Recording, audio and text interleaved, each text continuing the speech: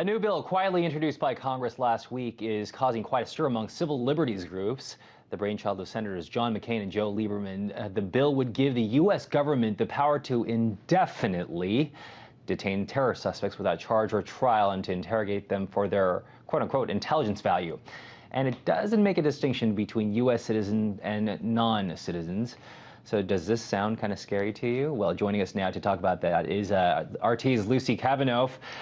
Lucy, hello. So some concerns. I mean, this is kind of a no-duh question, I guess, but there are some concerns. And what are the concerns here? Yeah, well, I mean, people see this as yet another example of overreaction by the government in the name of national security. I mean, the frightening thing about this legislation is that it effectively gives the U.S. military the right to detain American citizens in the name of national security with, absolutely no recourse to correct the situation if someone was, for example, detained in error.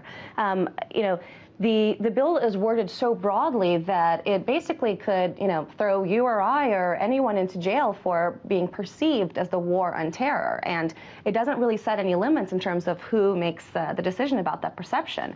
And so, if, say, we speak out really strongly against the government and it's somehow perceived as being a threat to the United States, we can see ourselves locked up, held by the military, interrogated, held indefinitely, and all without a basic right to, an attorney or a public trial, and et cetera.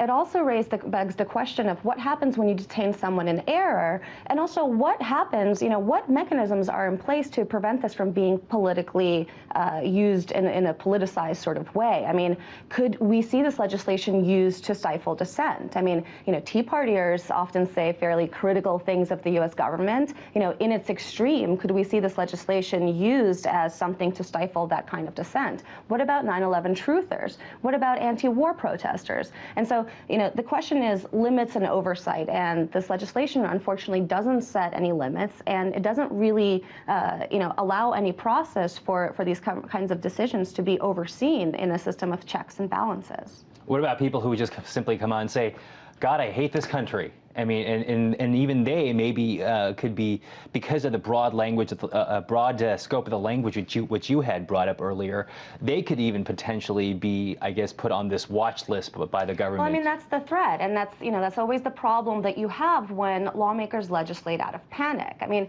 we've seen the reaction to the Christmas Day bomber and the guy that drove the airplane into the IRS building. We had the Pentagon shooter, and I think, Congress is a very, very reactive body. And a lot of times when something happens that scares Americans, a lawmaker says, okay, hey, this is a frightening situation. I'm up for re-election. I want to look like I'm being really tough on terrorism and like I'm standing up to the terrorists. And so there's this rush to sort of, quickly legislate without thinking through a piece of legislation. And a lot of times we end up subverting values that we take for granted in this country, like democracy and freedom, in the name of national security. And I think, Americans definitely want the government to be proactive in terms of, addressing the terror threat, but I don't remember going to the polls and voting to, take away my constitutional rights. Do you? We have just about a minute left, but you brought the examples of I call him the Underoos bomber, and also Joe Stack. But because of events like those, incidents like those, isn't there kind of a need for a piece of legislation like this? Well, again, legislation like this is done out of fear and out of panic, and it's not thought through.